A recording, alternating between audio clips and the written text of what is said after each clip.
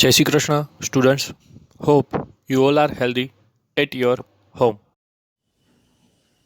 Students, last લેક્ચરની અંદર તમે limitations of first law of thermodynamics અને સ્પોન્ટેનિયસ પ્રોસેસ વિશે ભણ્યા હતા. In this lecture, you will study about one of the most important topic of this chapter, Carnot cycle. Nicholas Leonard Sadi Carnot in 1824 proposed an imaginary heat engine to demonstrate the maximum conversion of heat into work. Nicolas Leonard Sadi Carnot જે હતા તેમણે 1824ની અંદર એક imaginary heat engine જે છે તેનું demonstrate કર્યું હતું કે એ હીટ એન્જિનની મદદથી તમે મેક્સિમમ જે હીટ છે તેને કાર્યમાં રૂપાંતર કરી શકો છો. આપણે જો કોઈ હીટ એન્જિનની વાત કરીએ તો કોઈ પણ જે હીટ એન્જિન છે તે હીટને મિકેનિકલ એનર્જીમાં જે છે એ કન્વર્ટ કરે છે. અને આવા કોઈ હીટ એન્જિનના ઉદાહરણની આપણે વાત કરીએ તો તેમાં સ્ટીમ એન્જિન અને મોટર વ્હીકલ એન્જિનનો સમાવેશ થાય છે. આ જે હીટ એન્જિન હોય છે તેમના વર્કિંગ પ્રિન્સિપલ જે હોય છે એ બધા સેમ હોય છે, જેમાં વર્કિંગ સબસ્ટન્સ તરીકે ગેસ અથવા તો વેપર જે છે તેને સાયક્લિક પ્રોસેસના અલગ અલગ થર્મોડાયનેમિક સ્ટેજમાંથી પસાર કરતા તે ફરી પાછી તેના ઇનિશિયલ સ્ટેજમાં લાવી શકાય છે. સાદી કારણોએ સજેશન કર્યું કે જો આ હીટ એન્જિન છે તેને કોઈ ચોક્કસ પ્રોસેસ દ્વારા થર્મોડાયનેમિક સ્ટેજમાંથી પસાર કરતા આ પ્રકારના હીટ એન્જિન જે છે તેની કાર્યક્ષમતા 100% થઈ શકે છે.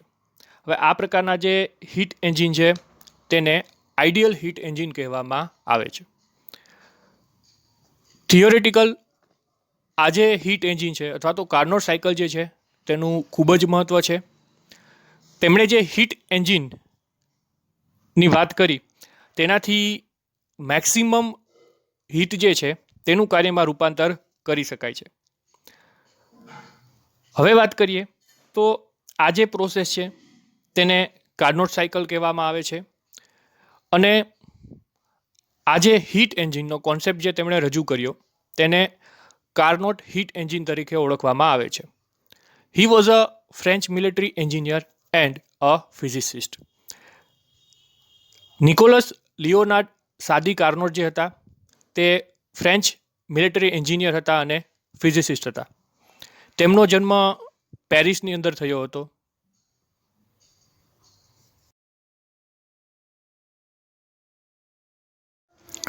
His imaginary engine consists of one mole of an ideal gas which is subjected to a series of 4 successive operations.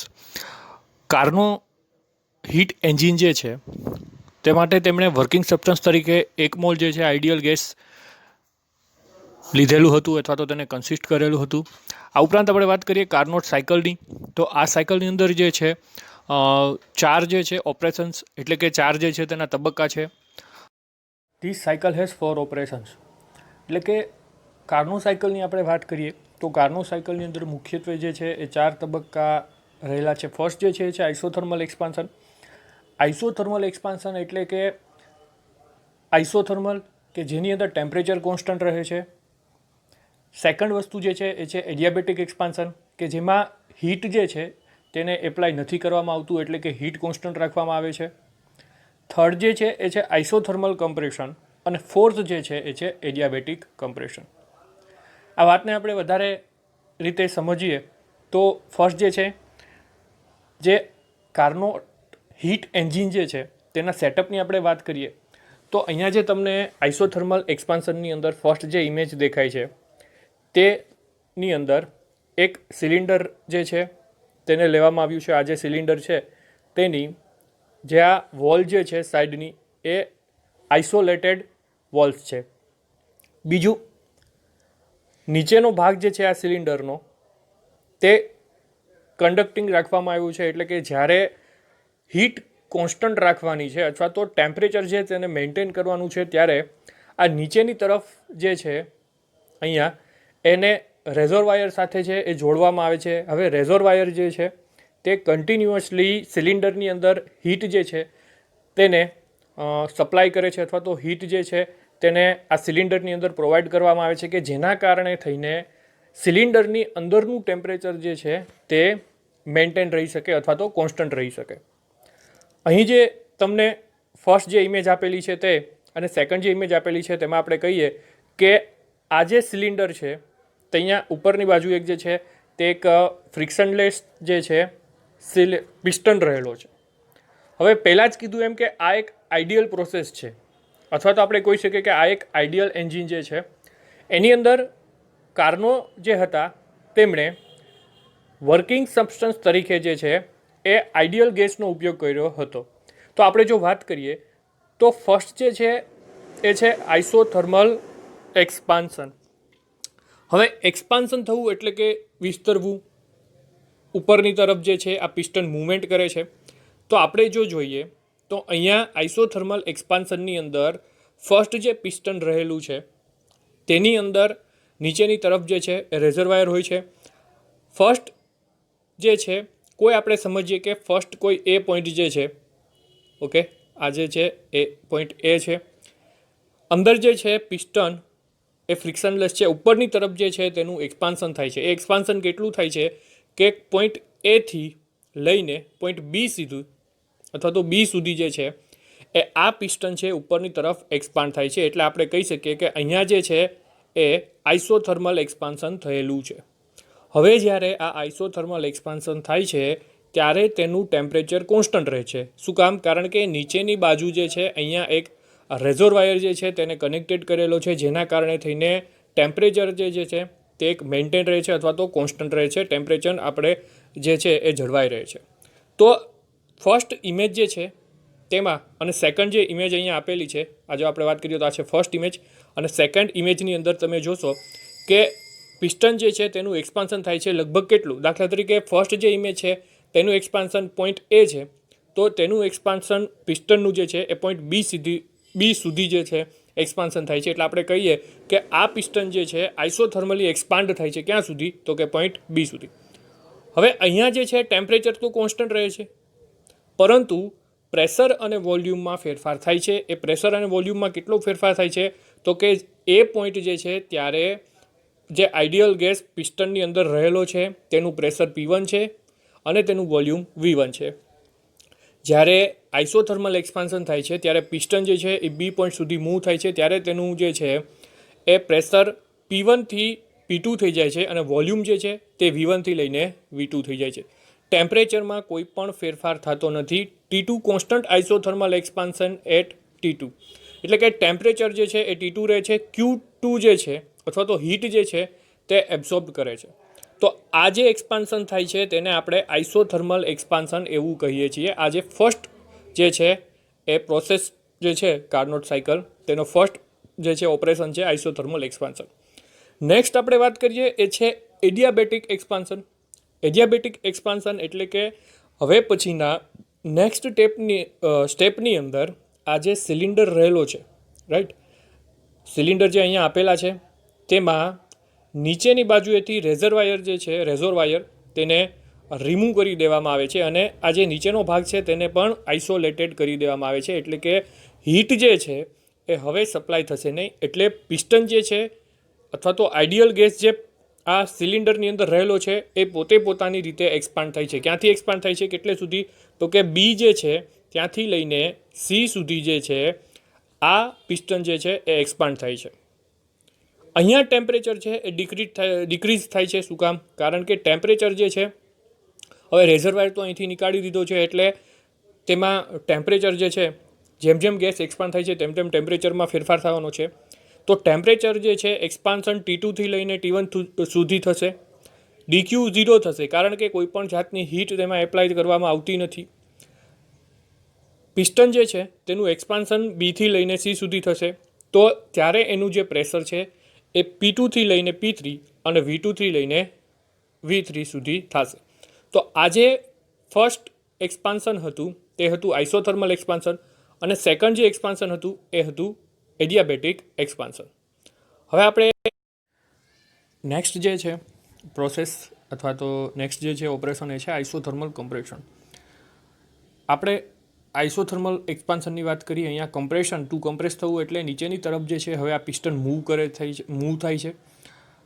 Piston જે છે એ નીચેની તરફ મૂવ થાય છે એટલે આપણે એવું કહી શકીએ કે અહીંયા જે છે એ ફરી એક વખત ટેમ્પરેચર જે છે એ રેઝરવાયરની મદદથી નીચેની તરફ જે છે એ કોન્સ્ટન્ટ રાખવામાં આવે છે. આ એક રિવર્સિબલ પ્રોસેસ છે, આ એક સાયક્લિક પ્રોસેસ છે. એટલે જે એથી લઈને બી સુધી અને બીથી લઈને સી સુધી જે એક્સપાન્શન થયું હતું તે હવે રિવર્સ થઈને સીથી લઈને ડી સુધી અને ડીથી લઈને એ સુધી ફરી પાછી એક સાયકલ કમ્પ્લીટ કરે છે. તો આઇસોથર્મલ કમ્પ્રેશન જે છે તેની અંદર આ પિસ્ટન જે છે હવે નીચેની તરફ મૂવ થાય છે અને અહીંયા જે છે temperature as it is T1 constant isothermal compression છે. જે એડિયાબેટિક એક્સપાન્શન વખતે ટેમ્પરેચરમાં ઘટાડો થયો હતો એ જ ટેમ્પરેચર T1 અહીંયા જે છે એ કોન્સ્ટન્ટ રહે છે, કારણ કે નીચેની જે અગાઉ વાત કરી એ અહીંયા જે છે રેઝરવાયરની મદદથી છે આ ટેમ્પરેચર છે તેને કોન્સ્ટન્ટ રાખવામાં આવે છે. નેક્સ્ટ, જેમ આઇસોથર્મલ એક્સપાન્શન અને એડિયાબેટિક એક્સપાન્શન થયું હતું તેમ ફર્સ્ટ જે છે આઇસોથર્મલ કમ્પ્રેશન થાય છે. એટલે કે જે કમ્પ્રેસ થાય છે પિસ્ટન એ સીથી લઈને ડી સુધી જે છે તેનું કમ્પ્રેશન થાય છે. જે આપણને આઇસોથર્મલ કમ્પ્રેશનની નીચે જે બે ઇમેજ આપેલી છે તેની અંદર આપણે જોઈ શકીએ છીએ. લાસ્ટ જે પોઈન્ટ જે છે અથવા તો લાસ્ટ જે છે આ સાયક્લિક પ્રોસેસનું સ્ટેપ છે એ છે એડિયાબેટિક કમ્પ્રેશન. હવે જેમ આઇસોથર્મલ કમ્પ્રેશનમાં આપણે વાત કરી હતી કે ભાઈ ટેમ્પરેચર કોન્સ્ટન્ટ રાખવામાં આવે છે, તો આ સેમ એઝ ઇટ ઇઝ જેમ એડિયાબેટિક એક્સપાન્શનની અંદર જે છે નીચેની તરફ જે છે આ પિસ્ટનની વોલ છે ને આઇસોલેટેડ થઈ જાય છે અથવા તો આઇસોલેટેડ કરવામાં આવે છે, એવી જ રીતે ફરી વખત આ કમ્પ્રેશનની અંદર પણ જે છે આ નીચેની વોલ જે છે તેમાંથી રેઝરવાયરને હટાવી દેવામાં આવે છે અને પરિણામે જે છે એ સિલિન્ડર જે છે તેને એડિયાબેટિક કન્ડિશનમાં રાખવામાં અથવા તો એડિયાબેટિક કન્ડિશન જે છે અહીંયા ક્રિએટ થાય છે અને પરિણામે જે છે પિસ્ટન નીચેની તરફ મૂવ કરે છે. ક્યાં સુધી? તો કે આ જે ડી પોઈન્ટ જે છે ત્યાંથી લઈને એ સુધી. તો આપણે એવું કહી શકીએ, જો આપણે વાત કરીએ તો આ જે છે ચાર ઓપરેશન્સ જે છે કાર્નોટ સાયકલની અંદર, ફર્સ્ટ જે છે એ છે આઇસોથર્મલ એક્સપાન્શન, સેકન્ડ જે છે એડિયાબેટિક એક્સપાન્શન, થર્ડ જે છે એ છે આઇસોથર્મલ કમ્પ્રેશન અને ફોર્થ જે છે એ છે એડિયાબેટિક કમ્પ્રેશન. તો અહીંયા જે છે એ ફરી પાછું ડીથી લઈને એ સુધી જે છે એક સાયકલ કમ્પ્લીટ થાય છે. સો these are the 4 successive operations of the Carnot cycle, right.